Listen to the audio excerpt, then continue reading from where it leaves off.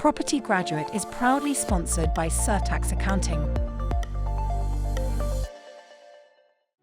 Property Graduate is the show for aspiring property developers and investors to win a life-changing opportunity that money can't buy.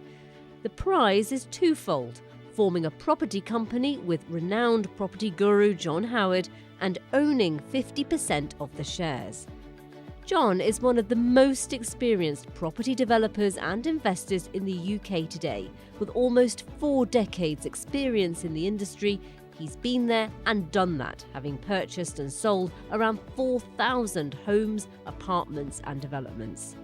This savvy businessman is putting £1 million of his own money into the new company so the winner can buy and develop a property. With a 50% stake in it, they'll automatically receive a 50% share of the profit and potentially have John as a business partner for life. You're watching Property Graduate. In the first 2 episodes, John, Kirsty and Fiona put our potential graduates through the interview process. David has unfortunately had to withdraw from the competition for personal reasons, so there are now 8 contestants who will take part in the second stage of the competition, called the Challenge. They will have an hour to analyse a property deal which has been prepared by the panel. John has also enlisted the help of expert accountant Zee Razaq to make sure their numbers stack up and they can make the deals work. Let's get on with the challenge. Welcome to the challenge, round 2. This is a very important challenge you have got, and quite often this is where the pressure tells and where the wheels fall off of the wagon. Today I want to introduce you to Zee Razaq. Zee is a top accountant. I brought Zee in because he's better at figures than me.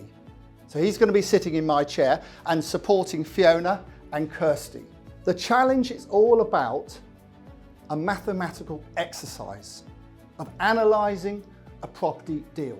These deals have already been analysed, and Kirsty and Fiona and Zee have all got the information that has been gained on the development appraisal. So they have that already. It's up to you to do the same. You've got 1 hour to do it in. We can all do it in 15 minutes, where Zee might take a bit longer because he's an accountant. The rest of us can do it in 15 minutes. You've got 1 hour. There is no excuses here. It's all about dealing with pressure and getting it done, because if I'm your partner and we have got 10 deals to analyse, I don't want it taking 10 days, I want it taking literally an hour or 2, because that's so important. So you have to analyse the deals and work out what you would pay for the deal on the basis of a 30% net profit on cost. You have a sheet there to fill in. Don't over-exaggerate anything. Don't do more than you need to do. It's a simple exercise. So, Zee, what have you got to say? I think John's given a good insight. Get your thoughts onto the paper, think about the deal, think about all the different things, how you would analyse it, make a difference, and then let's get the fun ready. Remember, pressure is a privilege. You've got 1 hour starting now. I'm just going to have a sneaky peek and see how everyone's getting on. I feel the tension. Having a look at people's deals. There's a lot of zeros on here. I would definitely need a calculator, so it's a good job you've got one. Oh, I'm really glad it's not me doing this. You're all doing ever so well. This is tough. It's not an easy gig. So here we are, round 2, which is almost the toughest round, because we give them a deal that they've not seen before, and then they have to analyse that and show us what they think. Yeah. And that's the real insight into how their analytical minds work, what sort of price they want to pay. And bear in mind that whoever wins this is going to have to do this a lot throughout the year that they're working with John. I know, I'm really interested to see how they've approached their due diligence in that time. can they do due diligence at speed and identify risks and identify the opportunities to mitigate those risks? That's what I want to find out. Well, John famously says it only takes him 15 minutes to look at a deal, and these guys have had 4 times that time. It's 60 minutes. So they better be bringing their A game, because otherwise, you know, they'll be moved on. I love that part, because that is where the due diligence comes in and how they get the numbers to stack up and have they thought through the process from start to finish. And we were talking about exit strategies. Maybe they need to have an idea of how they exit as well. Especially with John as your investor, you've got to get your numbers right. Yeah, and I don't think he wants a one-trick pony. I think there's some really strong candidates amongst the group financially. There's some other people who are stronger at sourcing deals, and I feel like they might not be so good at analysing. So their strong points will certainly come to the top once we start asking them questions. But also, incredibly, we have 5 women and 3 males, and we're picking 3 people to go to the final round. Will we have a final with 3 women in it? Who, you know, who potentially. knows? Wouldn't that be interesting? It would. For me, one of the biggest things is diversity, not just gender, but ethnic diversity. Obviously, got a nice natural tan. And I'm looking at this, and this is fantastic. So it's really got a lot of people from different backgrounds, and they're going to have different inputs. And that's why it makes this exciting. And we're going to be loving to judge this. Yeah. Absolutely. How's it going in there? Are you finding it really difficult? I just started, so I got a nice deal. So I'm glad it's a Barclays building, and it's not vacant, it's occupied, and we got vacant 2 floors up. So I was just hoping it should be a commercial, and I'm glad I got a commercial. You don't seem fazed at all. No, it was a good one. I'm lucky. I think I got a nice one this time. So, and also the time constraint, do you find that quite tricky, or are you quite good at looking at a deal and assessing it quite quickly? Yeah, I normally do, like, you know, I do already like in a first 5 minutes when you go past deals through an auction, and then pick on the few that I want to work, and then spend maybe like 15 max minutes. But you got sometimes 200 or so you can't sit there all day. So you just have to do a first one to see if it works, and if it does, if you think it works, then do a bit more in detail. So I think it should be okay for time, if you let me out soon. How are you finding it in there? It's tough, isn't it? Actually, it's not as bad as I expected it to be. It's a deal I can work with. What about working under the time pressure? Because I don't know, I can do this sort of things I can do quite easily. I've gone through quite a lot of deals, and I can spot what's needed, so it's not too bad at the moment. So I've sort of put myself, you know, as John says, it can be done really quickly without the nerves, but yeah, it's good. What's it like in there? Do you feel under pressure? Yeah, it's definitely, especially I can't seem to be able to get to the planning portal side, so I'm not really sure at the moment what has been approved. Are you good at appraising deals? Can you do it quite quickly, or do you like to spend a little bit more time? I haven't done anything like this before, so it's definitely, you know, I'm out of my comfort zone, so to speak, but hopefully the page is loaded by the time I get back, and then I will be able to, you know, get something on the paper. Are you good at appraising deals? Can you do it quite quickly, or do you like to take your time? No, I can do it really quickly, but when you've got the cameras shining, the lights on, lots of people in the room, it's a completely unconventional environment. So yeah, this is not how I would analyse deals classically.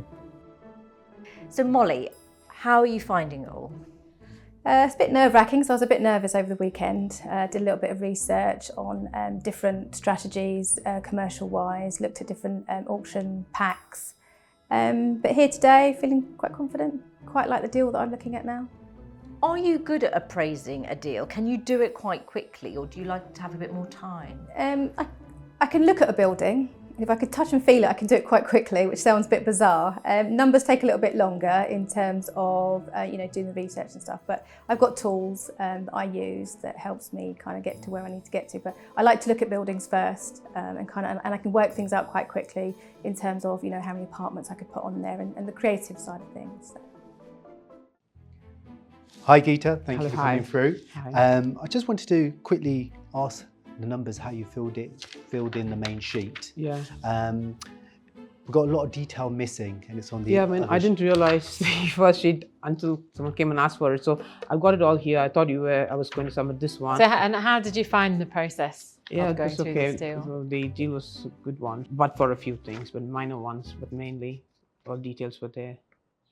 Okay. Well, as Zee asked, do you want to talk us through Yeah, sure. how Sure. you've analysed it to start with? Yeah, sure. So this is the blank building where the bank stays there. They've got a few more, and it's Barclays Bank, though they're closing out. But because they're staying, I'll just assume that they're going to stay till end. So I just valued the bank at 8% yield. So I got it there at 937,500. And what informed their use of an 8% yield? I normally would use if it's London, we'll take a 5% or a 6% because it's Penzance. I used an 8% Okay. yield. And did you do any due diligence on the market rents for the ground floor commercial? So will that rent stay the same when Barclays get to the end of their lease? Definitely not. But I'm just assuming the current status as is to arrive at this. But that's because that's what it will be if I'm going to put it on sale. That will be based on the current rather than what it might be. So I just stuck to what rent. I mean, I think you have to think with only 3.5 years left on the lease, however, how sustainable is the investment and what will it be worth? It wouldn't be Barclays because they're literally closing down all the banks. So I didn't. I just left it as that. Okay. Yeah. So the bank I valued at 937,500, and the first floor half of it is occupied by the bank, and we have the other half vacant. So I had, depending on based on the square meter what's available, you could put a 1 bed like a 37 square meter and a 61 bed, and still will have enough space for the either for a lift or for a stair. And on the first floor, again, I've just left enough for a stair landing, and then calculated for 5 37 square meter flats and 1 61 square meter 2-bed flat. The first floor I didn't best suited for SA, I thought, because it's sharing a commercial space, wouldn't rent really well, even if it's just for rental next to a thing. And the Penzance, where it is and where the particular property is situated, it's very well, quite affluent. The population profile was very, very good. So definitely the first floor could do an SA, even if not. And the first floor and the second floor again, because they all face the sea, we could have a premium, but I've not included the premium because I couldn't find any flats which sold with the premium. We haven't got very much information here on how at your build cost. So build talk us cost. through what the build cost was. arrived at 500. I'm just rounding it off to the nearest 1,000. Yeah, so the build cost is 555. I was a bit certain with this. I actually went with 150 per square foot. Being a Barclays bank build looks like a proper sign. It's not going to be too much, no foundations. Or nothing. Yeah. So I thought 150 was okay. Another thing I was comfortable with 155 was exactly how much I spent with the finance cost as well. My previous one was exactly 300 square meters. With the interest, mine was 550. So I was sort of comfortable when I arrived at 555. And there is SIL on. I checked in the council, and they do have SIL. That area comes under Penzance in. I think they've split into stage 1, 2, 3. That's in 4. So 40,000 SIL is payable, and the interest cost on that came up to 83,000. So add them in all, and the selling cost as well. Selling cost. I said if we did sell the flats, don't go with the SA, but someone did decide to build it and sell it on. So I put selling fee of 20,000. That includes legal fees on the individual flats and 2% sale fee. So in total, the whole cost came up to 698. I went with a 30% profit, so that's 490. So and then I arrived at the purchase price of 945. Sorry, you said 490 profit, yeah. But on your front sheet you've put profit of 641. Sorry, no, sorry.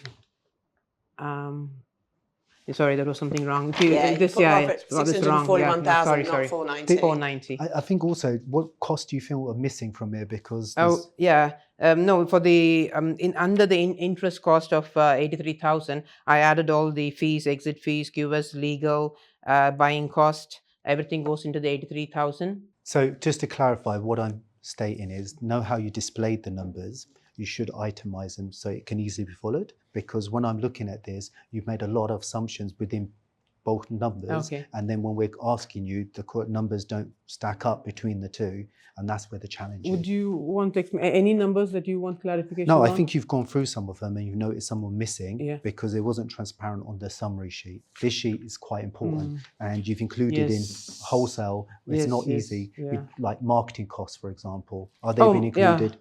Yeah, marketing costs, I got it as the selling fees of 20.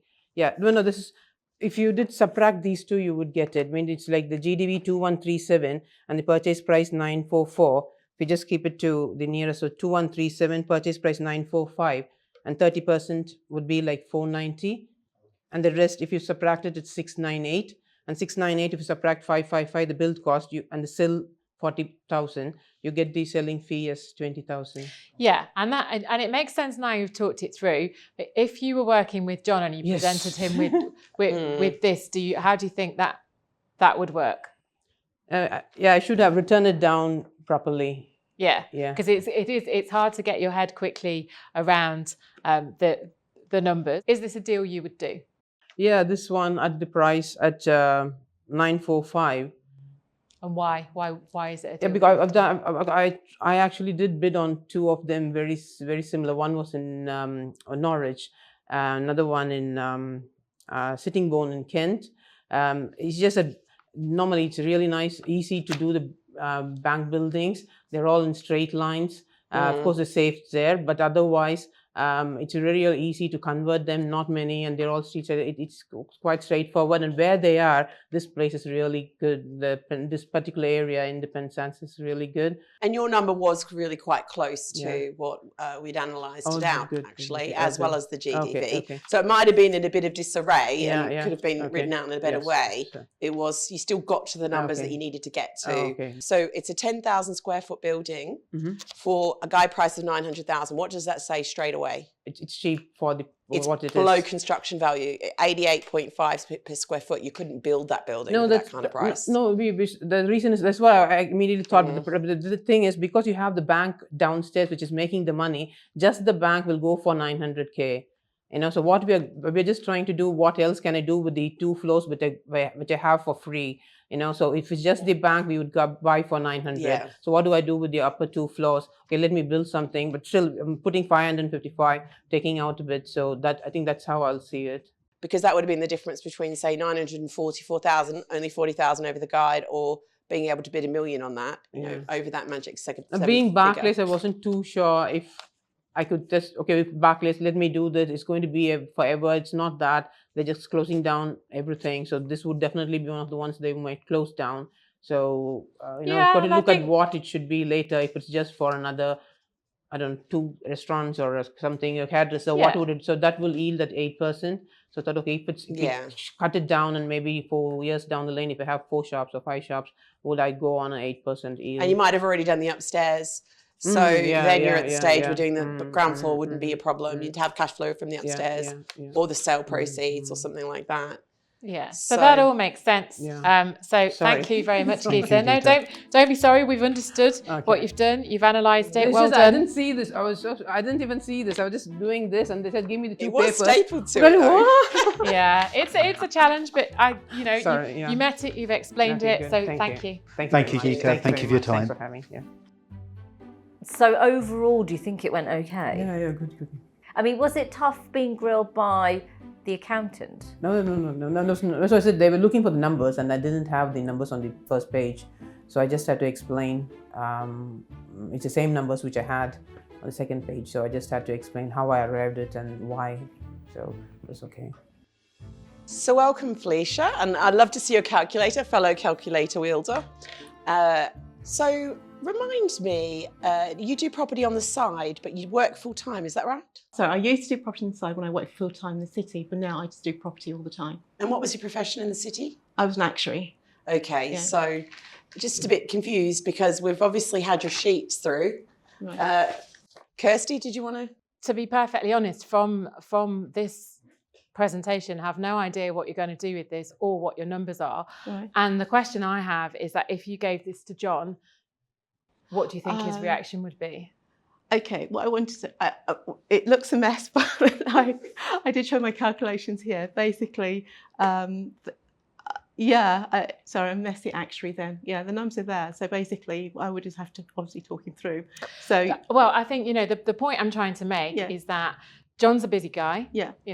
As are we. If you want to work with someone like John, you need to be able to present a deal, a summarised deal with the numbers that he can assimilate in 15 minutes flat. I can't assimilate this in 15 minutes flat. Is my key point. So you're going to have to talk us through what your proposal is and your numbers, because I can't see them. I'm saying to John that the GDV is 2.28 to 2.39. And the 2.39 is based on this was like asset management. That's the approach I took. We've got this lovely parade of shops in a really good location.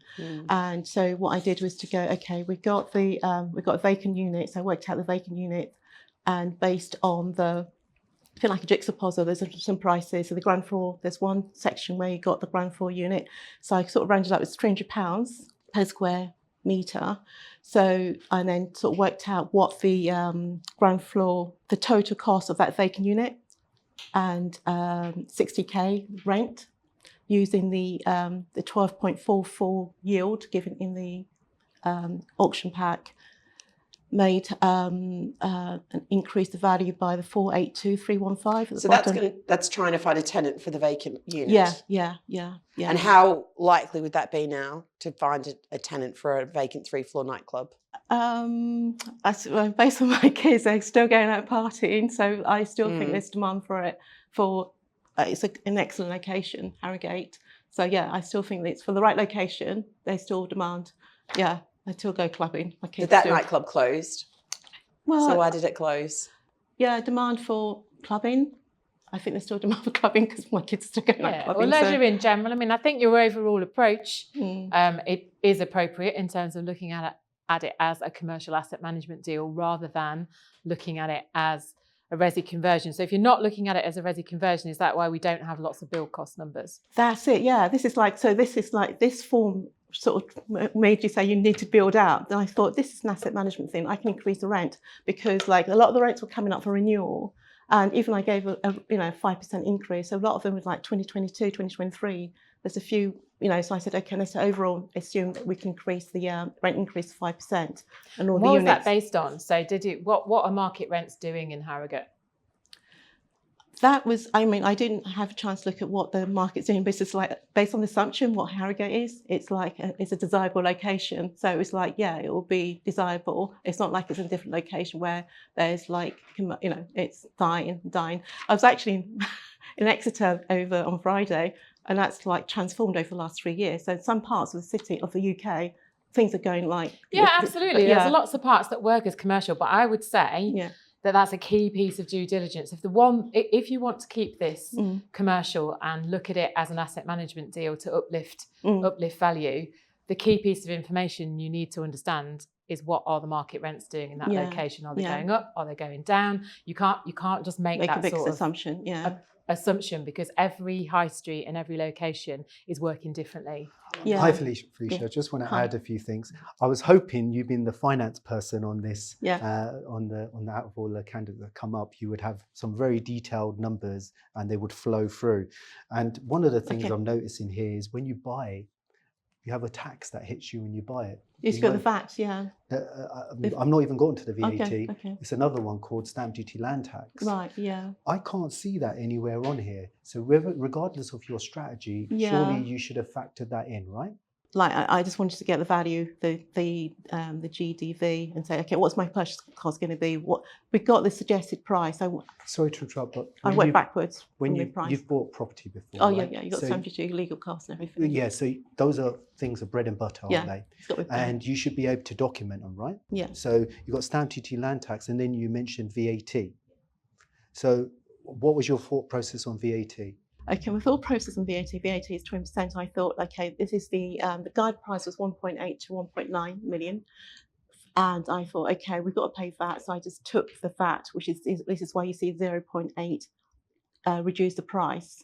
The 1.8 at the bottom times 0.8 would give you the, effectively I took the view, I'm not going to pay VAT. I'm going to reduce the guide price by the VAT. so that net off the purchase price. So that's why it's 0.8 at the bottom. So that gave me my suggested purchase price of 1.44. Is there a tenant in the building already? Well, there's tenants in here, yeah. Multiple tenants. Multiple tenants, yeah. There's only one vacant. So if there's multiple tenants, have you looked at how to mitigate VAT? This is an accountant-like question, isn't it? No, I haven't. No, I haven't got no. The reason why I say this Yeah, is a good cash question. flow issue as well, Yeah. right? It's not just a tax issue, it's a cash flow. Uh-huh. So it's one of those things when you're looking at deals, you've got to invest some time to see what the impacts are. Is this something different? You've not done commercial Oh deals? no, this is textbook knowledge base applied to this. I'm not a commercial. So it's outside of your comfort zone. Oh yeah, for sure. It's just based. analysing I've it. done a bit of training on commercial, and I knew like this is be a good asset management one because it's it's one unit's vacant. I know it's a nightclub, and I think oh yeah, maybe may not. It's quite significant square footage at 3,500. Did you consider maybe a smaller footprint hospitality venue, and then potentially some resi, sort of a bit of a CMO, commercial multiple occupancy? So split it. Retain a smaller nightclub space. I thought, that I did put this, the exit strategy is to do SA units because it's a good prime location for Turkish baths but I thought, if you're living there, would you want the noise? You don't want me too close to the nightclub. So yeah, I mean, you did mention that it's grade 2 listed. So what bearing does that have on things as well? Okay, it's things like you need. Yeah, this is what sort of made me think I need to do the asset management because with a grade 2 listed, you need to go through the English heritage. You can't change the outside. Yeah. There's extra costs. You've got to keep everything, maintain everything as it was, and it may be a conservation area as well. So I thought, there's only one unit of so many units. Why not just keep it as it is and just increase the rent and asset management? That was my thought process. You definitely want to be looking at. Is the nightclub currently marketed to rent? If so, how long has it been marketed for? You'll need to have at least 12 months marketing to go in for planning to make any kind of changes. The other thing, I own a nightclub, so I know these things. You also want to be sure that they've been keeping up to date on their alcohol license because a lot of people stop paying those, which means you have to go back in and get a brand new alcohol license. That could be a deal breaker on something like a nightclub. Just to summarise, obviously, time is always at the essence. Yeah. What would be the one big thing that you would do to woo John to win Property Graduate 2023? What would be the thing to show value? One thing. What would you value do? To John? Yeah. Oh, okay. The value would be that I love numbers. I can, with knowledge, with bits I don't know, I can analyse a deal quickly. I can do a high level and think, okay, that will work, that will not work, and that's what John wanted. Is it going to work in 15 minutes? If not, I can then do. If it does work, then I can do detailed analysis, and I can analyse things to depth. Does this one work in your opinion? Yeah, I can see this working for sure because I can see how you can increase the rent and you can asset manage it. And then I take the point Fiona made about the nightclub, you could actually split it up a little bit more because it is a big nightclub. And I know, is Harrogate a place where they can be big clubbing? It's not like Liverpool or Manchester or Leeds. So that's a good point. And the cash flow, I take the point about the tax and the cash flow. And I can't believe I missed the stamp duty. So that was nerves I put down to, but yeah. Thank you. Thank you. Well done. Thanks, Alicia. It wasn't an easy one. How did it go? How do you feel? I think it went well. I mean, I really enjoyed the sessions, and it was just nice to. It was really stressful doing the exercise. What more? I just thought that 1 hour went like quickly, but yeah, I got the numbers down and understood what was needed to be done. So welcome, Alice. Nice to see you again. And how have you been feeling about the deal that you were given today? It was definitely something which was out of my comfort zone. Obviously, I haven't done any commercial conversion beforehand, but I tried to give my best, and then I know there are some mistakes I have made. This was time pressure, couldn't open the original plan, spent like 15 minutes trying to get to it, but finally I get to it, then I was at least able to get some numbers on the sheet. So, and this was, I believe, was a deal where you have this VAT applicable scenario as well, which is again something I haven't dealt with it, I read about it, but I will walk you through once we get there. I mean, it had a strong GDV, didn't it? And many units with commercial on the ground floor and residential PD to 16 flats and a potential of going up into the airspace as well. Yeah. So how did you approach this deal? Firstly, I looked at comparables within like 0.1 to 0.3 mile. There was a lot of sold comparables in 2022. I took the average of £450 per square foot. There were a few units which had a very high square foot price, over like 600. I wasn't sure what quality. I couldn't find any images, so I went with the 450 roughly average. Then I tried to look at the planning portal, what exactly the units which have been approved. On the document, it said 16 flats, 10 one beds, and 6 two beds. However, the actual plan was 2 studios on each floor, 8 one beds on the 2 floors, and like only 4 two beds. So based on the development potential, I think it was 670 square meter. I just multiplied it with my conservative 450 resale price, and then I got the done up value for the flats, which is about 3 million 1.3. Then I looked at the 3 commercial premise. I believe on the first floor there was a smaller company, but I kind of disregarded them. I just went with Ladbrokes and Choice Furniture because they had like a stronger lease. For Choice Furniture, I applied 5% yield calculation. Then it gave a 5%. They had a good year closure with the high profit, so I thought that that's kind of strong. But again, you know, I'm not really an expert in the field. But their lease is expiring. So they've got a very, very, very short lease. So that income is significantly at risk. And what we do in commercial valuation is we use the investment yield that we capitalise rent by to reflect that risk. So I'd say that yield needs to double at least. Yeah, choices. I think 5% is quite, is probably not the right yield to use. And you used a lower yield on Choices than Ladbrokes, which is interesting because Ladbrokes are the stronger. Because I thought like betting shops, you know, you see them a lot on high streets, and they shops, kind of like disappeared over time. So I used the 7 for them, and then this gave me the, I think for the commercials about 2 point something in total. Sorry, I didn't total on my list. Then from the 5.1 million, I took the 30% margin off, so that gave me the envelope around 3.9 million to work with, which includes my purchase, all the cost and everything else. Build cost, it's a conversion, so I allowed 1,250 per square meter because it's in London. I did a 10% contingency. Do you think 10% is enough? At second thought, looking at the building again from outside, it looks quite ugly and oldish, so probably it was a little bit not there. Maybe I could have added 15. I believe my stamp duty is where I kind of got a bit lost because of there is VAT applicable on the building. I knew that if you were to buy the whole lot as a transfer of going concern, you won't have to pay. But then if you have like part commercial, you can claim the 1614. Don't you have to be a resident of the building to do a transfer of going concern? Then? No, that's a really good point. I was going to ask you how you're going to mitigate the VAT and therefore the stamp duty on the top of it. There's 2 ways.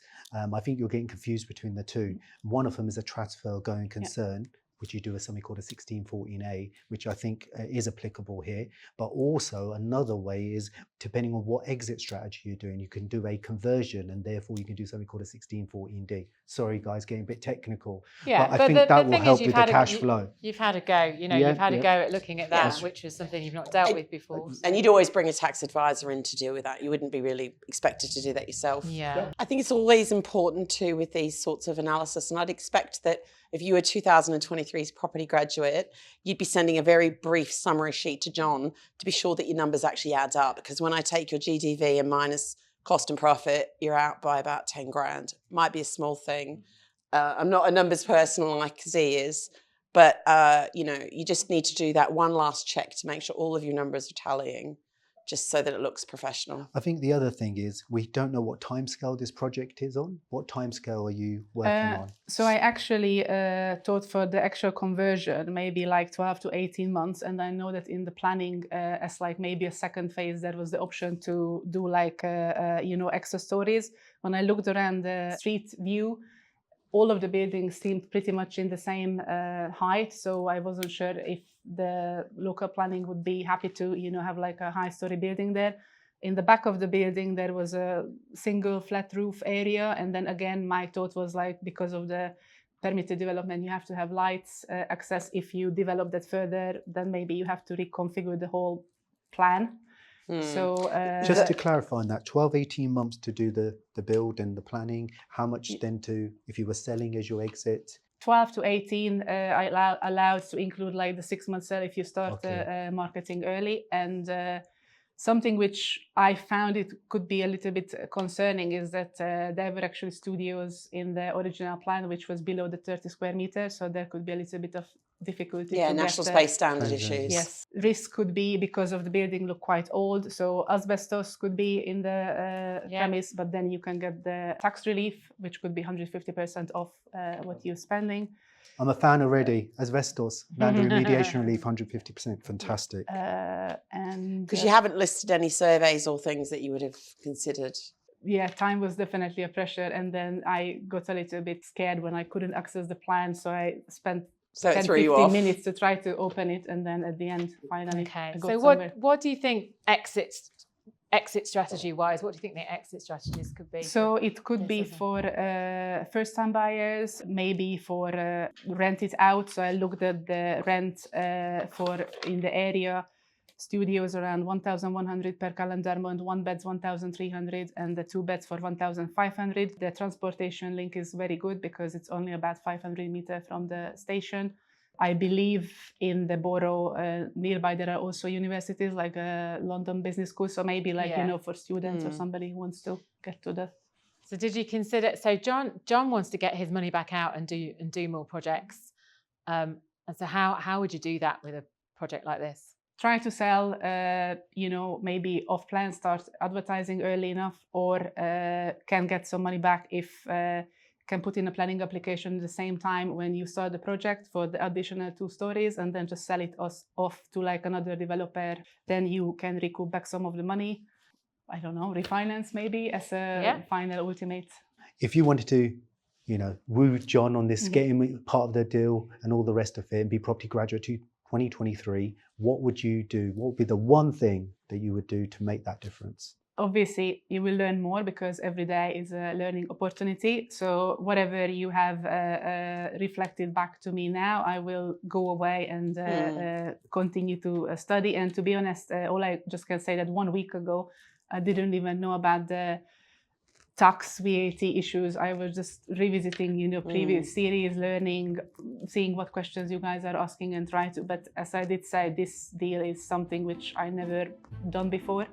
So it's definitely opportunity to learn and then do it. Great. Thank you so much. Thanks, Alice. And well Thank done. you. That wasn't well an easy done. one for you. Yeah. Thank you so much. How did it go in there? Yeah, I think it went quite well. I mean, the deal was something which is not something I have ever done before, so I just gave my best shot, and then hopefully this was enough. But a lot of opportunity to learn, and obviously, you know, with the feedbacks or the questions, that's something I can take away and research when I get back home. So welcome, Vic.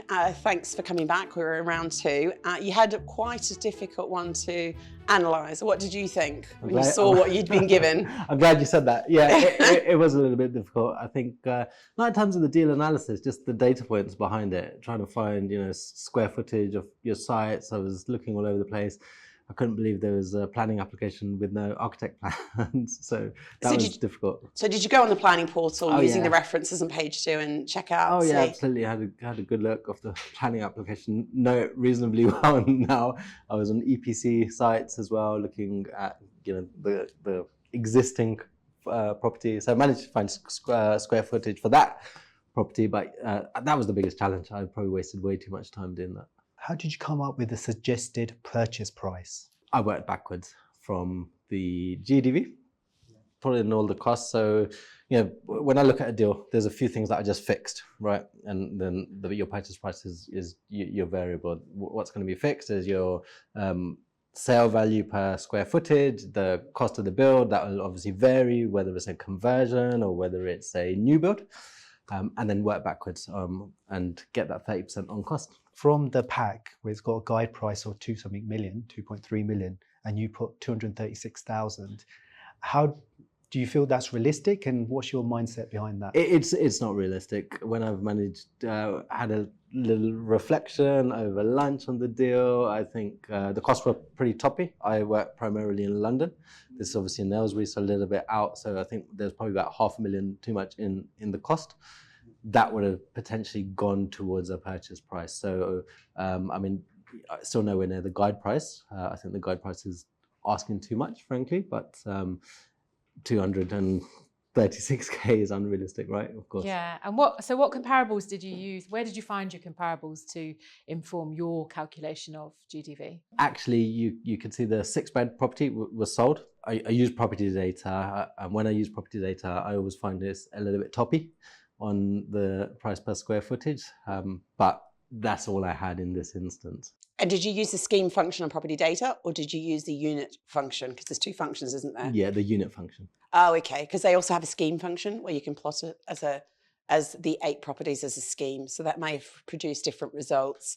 Our analysis is that the GDV that you've come up with has been a lot lower, sort of £2.7 million lower than John thought you could get out of that development. In hindsight is obviously 2020. What I would have done is use minimum space standards. What I actually ended up doing is using comps for the local area, and this is quite a rural location, so actually you're going out quite far, and so the comps are not necessarily that accurate. So I can definitely see how there's too much in that GDV and how you would get a low value. And just querying your contingency, you put 7.5% for such a high value scheme and such complexity. Did you think 7.5% was sufficient? Again, in hindsight, you'd probably want to go nearer the 12.5% mark for something of this scale. 7.5% is just what I would usually use in my deals. Quick question, what's in your other costs? So stamp duty, professional fees. You've put stamp duty. You've got that split out. So your other costs will be solicitor fees. You've got legal fees split out as well. For the sale. Okay, so your legal fees are for the purchase, and then other costs. Yeah, for the sale, and then your sales and marketing. So yeah, okay. Yeah, and you have professional fees at 3.5% and 12,000, but I can't understand what the 12,000 is 3.5% of GDV. No, I'm not sure the math totally ties up there, because I was playing around with a few scenarios and working backwards off the GDV on my purchase price. So there was a little bit of confusion there.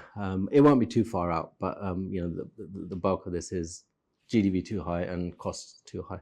Is this the kind of deal you would look to source and bring to John? Yeah, absolutely. I think it's a great deal. The numbers, they don't scare me. It's actually pretty logical. Under that time pressure in that environment, you don't necessarily have the luxury of having all the data points and actually just headroom and thinking space to double check your numbers. So yes, but obviously with far more accurate numbers.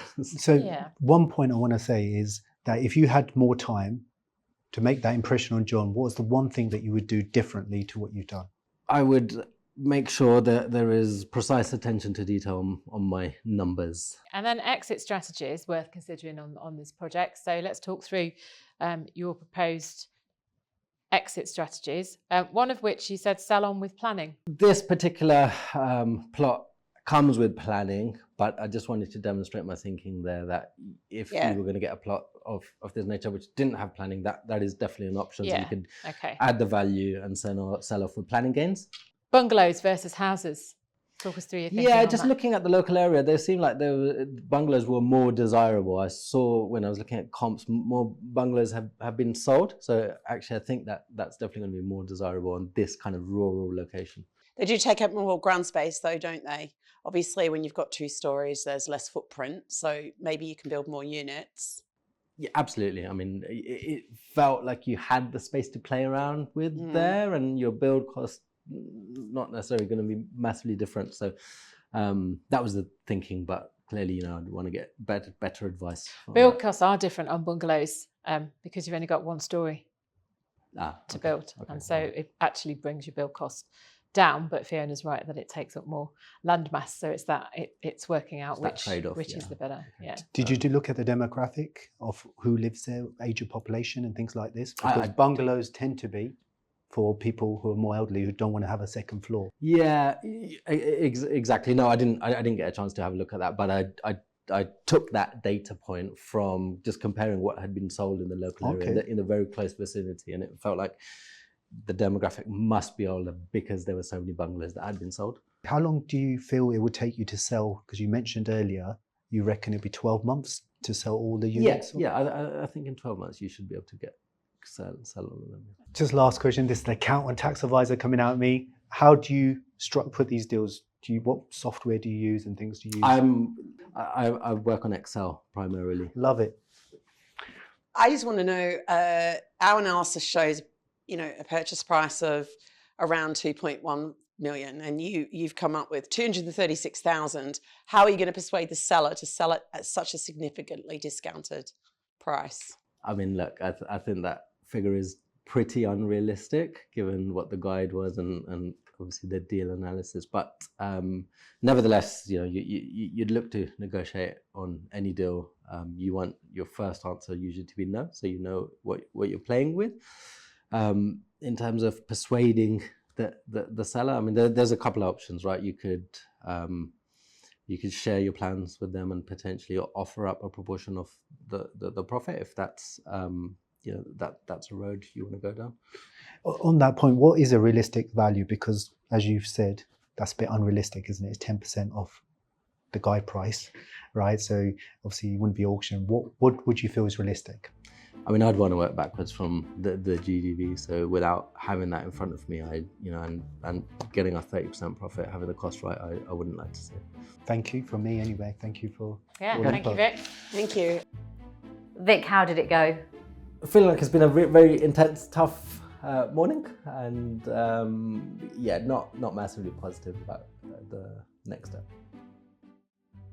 Welcome, Molly. Thank you. So how did you find the process of analysing this deal? This was quite an interesting one, actually. It's kind of something I'm quite familiar to, so I've done something similar to this project. So when I saw this one, I was quite delighted. Relief. Relief, yes. And what was your approach to analysing it? So I looked at this, I looked at the area, Romford, and when I first looked at the building, I thought residential apartments for the uppers and keep the bank as is, because obviously it's got a new lease. And then I thought, actually, just across the road, there is, the building's gone higher. So I thought, actually, there's a precedent there to kind of go up more. So that's when I decided then to put an extra floor, to put a mansard roof up there and get some more apartments up there. But I thought, actually, it's quite good. Parking wouldn't have been an issue, so you didn't have to facilitate any parking spaces because of the location, but kind of bike store and bin stores, if we could facilitate that. But I thought it's quite an interesting one. Do you feel you covered all the cost in this sheet, in the summary? I covered main costs. So when I was kind of doing a quick analysis, these are the kind of things that I would look at in terms of the build cost, the still the legal fees, and even so the finance in there as well. So I feel I've covered most, but then you've got your planning and you've got all those things in there to come as well. So I'm just curious. You put the finance cost in, but you've not put the estimated timescale at the top. From purchase all the way to build, I kind of said around about 24 months. Oh, okay. Well, you left it blank. What's the split of that 24 months? So in terms of purchasing the building, I thought that's going to take some time, and then kind of going out to planning. I mean, it's not in a conservation area, so there's going to be no hurdles in that way. And just basically going out and finding the right building team. That's why I kind of just gave myself that amount of time to do it. But I think the actual build should take no longer than 9 months. You've used 6% as your yield to capitalise the rent on the commercial. Yes. So why have you used 6%? So I thought the bank is quite a good covenant, actually. So that's quite a positive. And the fact that they had actually renewed, so there's a new lease for 5 years. And I thought, if I'm going to go out to lending, at least I can say, look, for the next 5 years, this is what it's going to yield. So that's why I gave it 6%, and I valued it at 1 million. But did the rent not go down from 75,000 to 60,000 on renewal? So I based it on 60,000 rent. Do you think that's sustainable, looking at the trajectory of rents in Romford? I mean, it's difficult to say, but actually looking at the bank and the position, I think they would have done their due diligence if they weren't going to, and that's why they've got such a short term. It's not another 10-year or 25. So they've been quite conservative, say 5 years. And then that's when I thought, well, they're quite confident. So I was quite confident. And just to have a quick look in the area, there weren't that many other vacant shops, especially large shops. So I was quite confident with that. Going back to the cost side, for a few costs I can see missing, which I thought should be quite important. Okay. Stamp duty, land tax. You've not mentioned that. Did you think about that? So the land tax I didn't put in there, but when I kind of put the SIL and the legals, I kind of put You rolled it in there. I kind of rolled it in there because that's how I kind of just put everything with the legals, and that goes off with the legals if you like. So that's how I. And professional fees are rolled in there as well, are they? So in terms of the professional fees, I did put that in there. I did roll it into that figure because I thought, looking at what I've currently done previously, the legal fees, because there was it's not a listed building, I thought I could come in, just a few thousand for the planning. So you got to just over $1 million for your bottom line purchase price. Do you think that's realistic? I thought it was realistic.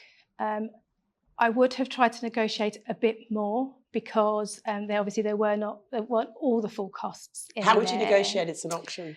Well, yeah. So I think that would have been my kind of cut off to think to myself, right? Right. Okay, Yeah. This is me negotiating with myself. Yeah. That's your top line. So now when you analyse these deals, going back to the cost side, but it's the 30K, you've put a lot in there. If you include marketing as well?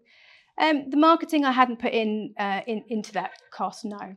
So you're saying it's going to take 9 months for the build and things like this, but you said 24-month project, so you're thinking it's going to take 15 months? Yes, well, I'm talking from the time you purchase it to kind of get things going. By the time you kind of instructed the architect, that kind of availability. That's why I've given myself the 24 months. So what risks do you see in a project like this? So when I first looked at this building, because of the position of the building, the first thing I thought, right, how do we build upon this building? There's not easy. The access is not easy. It's in a pedestrian area, so that was my biggest challenge as well as kind of risk. And in terms, every project has its risks. So, I kind of looked at, well, what happens if the bank no longer pays? I kind of looked, well, if you don't get the planning for uppers, okay, then let's look at what other covenants we can put in there and turn them into offices. So there's lots that you can actually do with this building. So that's how I started evaluating it. I think you've identified the right risks. What I don't think you've done is reflect those risks in the costs that you've put in this appraisal, because there is the risk, correct, of if the bank ever decide to close down, vacate, yes, and leave, and obviously that covenant strength is what's holding up the value there, and that it's correct that there is a risk. There's additional cost going to come in from the difficulty of the site, yeah, the access, no room for skips, that kind of thing. So you would need a bigger contingency on a project like this. So I think that would need to be built in, which will probably decrease your purchase price in eventuality. But you've identified the right risk, but then you've got to break that back to what that does to the cost. And I can't work out, you've got 100,000 for finance costs on costs of 1.7 million. You're saying it's 24 months, that should at least be double that. Yes. Do you feel this deal stacks up or not? Personally, I think it does. Okay. It does. And I was quite excited about it because there's quite a few things that you could actually do with this. I found it a bit difficult to get a bird's eye view from Google Maps to have a look, because obviously we don't know what's at the back, but I was quite excited by this one. Great. Well, we hope to see you in the next round. We don't know if you will make it to the next round. How badly do you want to make it to the next round? I do. I'm so passionate about this. So yes, I'd love to see you back in the next round. So a friend encouraged you to apply. Did they do the right thing? Did you mess it up in there, or did it go okay? I'm glad that they encouraged me to come today. It's been a good day. Did I mess up in there? I think I did okay. I answered the questions. There were a few things that I hadn't put into my deal in terms of costs and things, but I was quite happy with the overall. Next week, Martin, Victoria and Andreas will face the challenge, and our panel, John, Zee, Kirsty and Fiona, will decide which 3 contestants deserve a place in the final called The Deal as they fight to become Property Graduate 2023.